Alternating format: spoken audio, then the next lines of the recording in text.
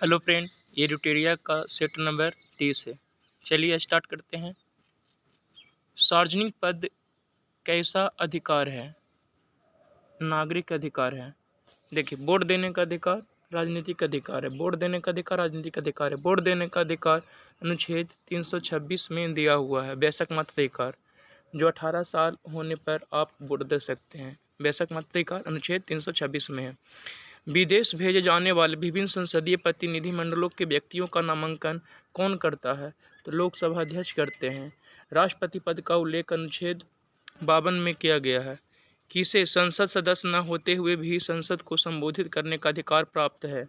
भारत का attorney general अनुच्छेद 76 महान्यायवादी जिसको कहते हैं, अटॉर्नी जनरल को ही महान्यायवादी कहते हैं, कि संसद सदस्य न होते हुए भी संसद में संबोधित करने का अधिकार अनुच्छेद 88 के तहत महान्यायवादी को है। लेकिन महान्यायवादी के बारे में वर्णन अनुच्छेद 76 में दिया हुआ है।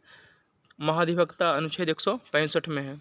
हमारे राष्ट्रीय ध्वज के मध्य में स्थित धर्म चक्र का रंग कैसा है? तो गहरा नीला है। कैसा है? गहरा नीला है। भारत में कुल कितने क्षेत्रीय परिषद हैं?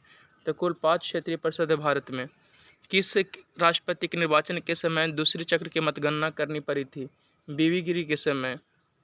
कौन संघ सूची के अंतर्गत नहीं आता है? लोकसभा संघ सूची के अंतर्गत नहीं आता। टेलीफोन, डाक, रक्षा, ये जितने भी सारे हैं, रेलवे, ये जितने भी सारे हैं संघ सूची के अंतर्गत आते हैं। राज्य लोक सेवा आयोग के सदस्यों का कार्य कितने वर्षों का होता है? 6 वर्षों का होता है। राज्य लोक सेवा आयोग के सदस्यों का कार्यकाल 6 वर्षों का होता है। पील कमीशन के सिफारिश के बाद भारतीय सैनिक तथा यूरोपीय सैनिक की संख्या का अनुपात कितना था? 2:1 था।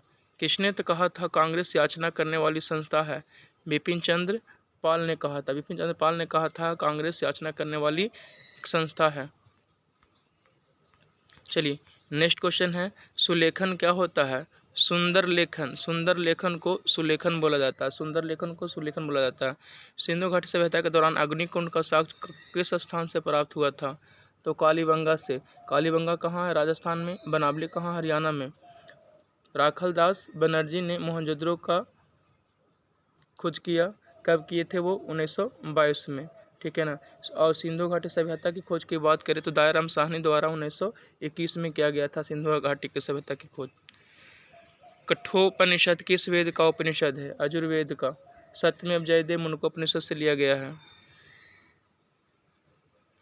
कठोपनिषद में ही यम और नचिकेता के बारे में वर्णन मिलता है। किस प्रसिद्ध शासक ने कलिंग को मगध क्षेत्र में मिला लिया था? महापद्मानंद ने। किस अभिलेख में गौतमी पुत्र सतकर्णी के विजय का उल्लेख का वर्णन है? नासिक अभिलेख। जिले इलाही की उपाधि किस प्रसिद्ध शासक ने धारण किया था? किसने धारण किया था? तो बलबन ने। बलबन ने ही अपने दरबार में सीधा पैबोस, नवरोज उत्सव इन्होंने ही चलाया था। सिकंदर सानी के नाम से अलाउद्दीन खिलजी को जाना जाता है। किस देश के सहयोग से राजा महेंद्र प्रताप ने काबुल में अंतरिम सरकार का स्थापना की? जर्मनी के सहयोग से। कंचनजंगा पर्वत हिमालय किस श्रेणी के अंतर्गत आता है? वृहत हिमालय। कंचनजंगा कहाँ है? तो सिक्किम में स्थित है। मालदीव में निकाय के मध्य कौन सा चैनल अवस्थित है? 8 डिग्री चैनल अवस्थित है। मालदीव में निकाय के बीच 8 डिग्री चैनल है। बिहार जलप्रपात किस नदी पर स्थित है? टोंस नदी पर है। देखिए, नर्मदा नदी पर धुआंधार कपिलधारा जलप्रपात नर्मदा नदी पर है। लाल मिट्टी का लाल रंग किसकी उपस्थिति के कारण होता है? लौह ऑक्साइड के कारण होता है। लाल मिट्टी का लाल रंग लौह ऑक्साइड के कारण होता है। मिट्टी दिवस 5 दिसंबर को मनाया जाता है और मिट्टी का अध्ययन पेडोलॉजी कहलाता है। और भारत में सबसे ज़्यादा जो मिट्टी पाई जाती है वो जलोढ़ मिट्टी पाई जाती है। चलिए, नेक्स्ट प्रश्न है, कुलसी एवं धनश्री किसकी सहायक नदियां हैं? तो ब्रह्मपुत्र की सहायक नदियां हैं। कुलसी एवं धनश्री ब्रह्मपुत्र की सहायक नदियां हैं। किस झील की अवस्थिति केवल एक देश में स्थित है? मिशिगन झील सिर्फ एक देश में स्थित है। फॉकलैंड जलधारा का संबंध किस महासागर से? फॉकलैंड जलधारा अटलांटिक महासागर की जलधारा है। भारत में द्वितीय हरित क्रांति की शुरुआत कब हुई थी? 1983-84 के बीच में भारत में द्वितीय हरित क्रांति की शुरुआत हुई थी। कौन सा दर्रा उत्तराखंड में अवस्थित नहीं है? तो नाथुला दर्रा, ये सिक्किम में है। सिक्किम में और भी दर्रे हैं। जालेपला दर्रा सिक्किम में है। उत्तराखंड में कौन कौन दर्रा देख लेते हैं? माना, नीति, लिपू लेक, ये दर्रा कहाँ है? उत्तराखंड में है। रिजर्व बैंक ऑफ इंडिया के प्रतीक चिन्ह में क्या है? तार ब्रिज के सामने एक बाग है। आरबीआई की स्थापना की बात कर लें तो 1 अप्रैल 1935 को आरबीआई का स्थापना हुआ था। इसका हेडक्वार्टर मुंबई में है। इसका राष्ट्रीयकरण की बात करें तो 1 जनवरी 1949 को इसका राष्ट्रीयकरण किया गया था। नकद आरक्षित अनुपात तथा खुले बाजार की संक्रियाओं में विचारण का किसके साधन है? मौद्रिक नीति। अन्नपूर्णा योजना की शुरुआत किस वर्ष हुई थी? अन्नपूर्णा योजना की शुरुआत 2000 ईस्वी में हुई थी। बाई के अलग समिति का संबंध किससे है? गरीबी से। किससे है? गरीबी से। किस प्रधानमंत्री के कार्यकाल के दौरान 14 प्रमुख व्यावसायिक बैंकों का राष्ट्रीयकरण किया गया था? इंदिरा गांधी के समय में किया गया था। प्लानिंग एंड द पुअर पुस्तक के संबंध है किससे? B.S. मिन्हास से। विश्व विरासत संधि पर भारत ने किस वर्ष हस्ताक्षर किया था? विश्व विरासत संधि पर भारत ने किस वर्ष हस्ताक्षर किया? 1976 में हस्ताक्षर किया था भारत ने। किसका संबंध ग्रीन हाउस गैस से उत्सर्जन की कटौती से है? Kyoto protocol. क्योटो प्रोटोकॉल संबंध है ग्रीन हाउस गैस से। देखिए, जबकि अगर बात करें ओजोन परत से संबंध, ओजोन परत की बात करें, ओजोन परत के संरक्षण संबंधित है, वो है मॉन्ट्रियल प्रोटोकॉल। मॉन्ट्रियल प्रोटोकॉल 16 सितंबर 1987 को हुआ था। 16 सितंबर 1987 को मॉन्ट्रियल प्रोटोकॉल हुआ था। ठीक है, याद रखिएगा।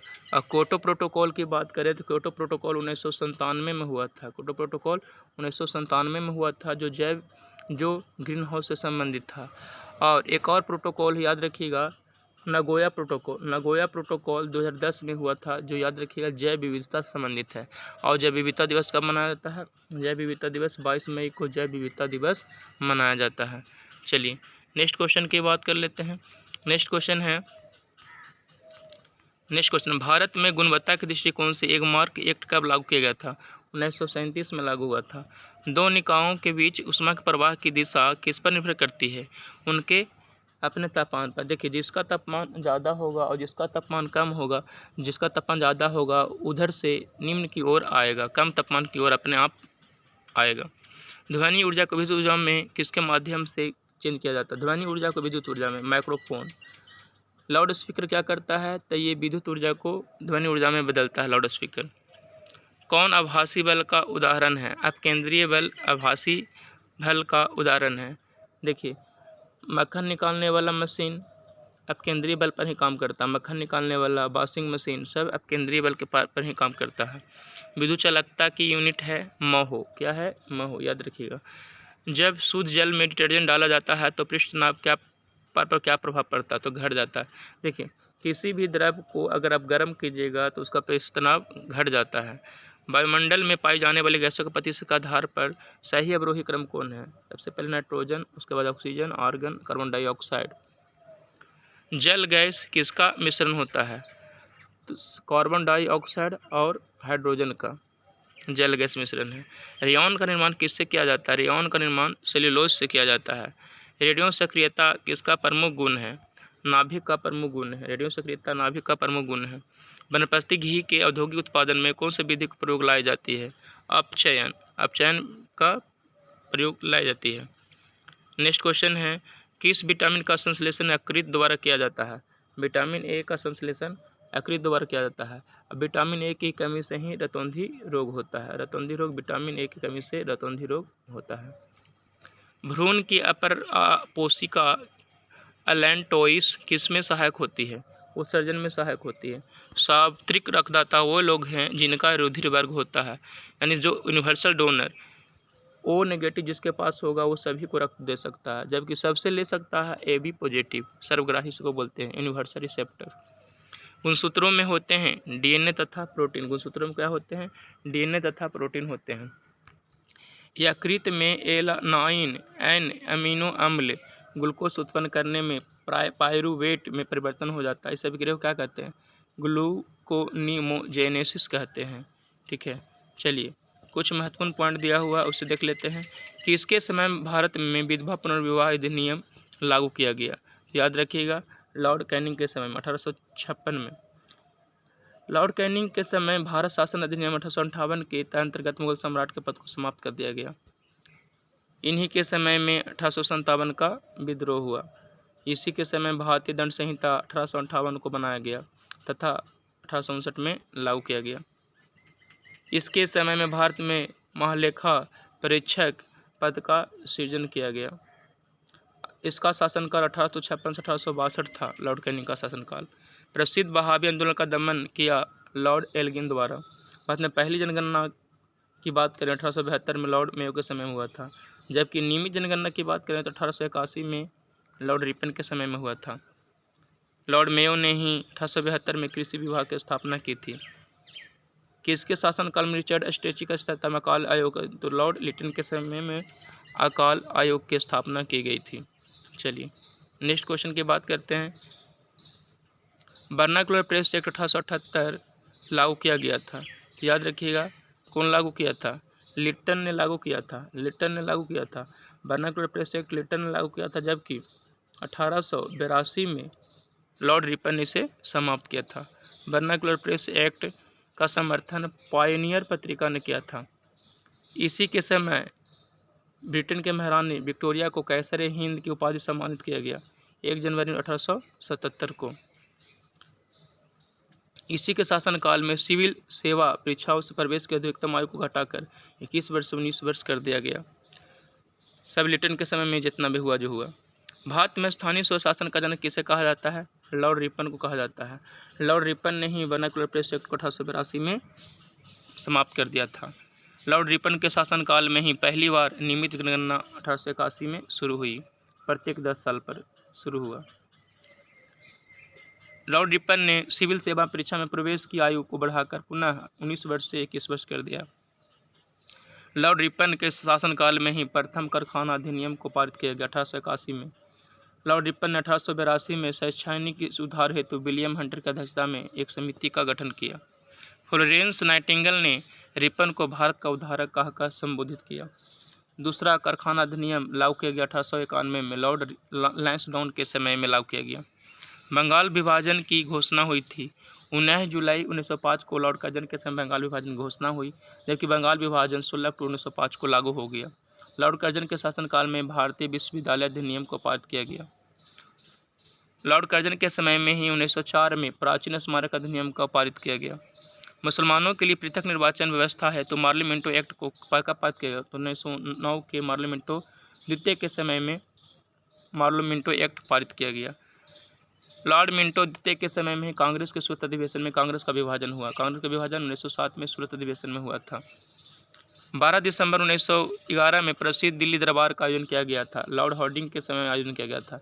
लॉर्ड हार्डिंग के समय में ही बंगाल विभाजन को रद्द किया गया और भारत की राजधानी कलकत्ता से दिल्ली स्थानांतरित करने की घोषणा 1911 में हुई, जबकि राजधानी कब बनी? 1912 में राजधानी बनी। 1912 में दिल्ली भारत की राजधानी बन जाती है 1912 में। लॉर्ड हार्डिंग द्वितीय को 1916 में बनारस हिंदू विश्वविद्यालय का कुलाधिपति नियुक्त किया गया। चलिए इस तरह से आज ये सेट कंप्लीट हुआ। आप लोग को रेगुलर सेट मिलते रहेगा, इसी तरह से जुड़े रहिए। धन्यवाद।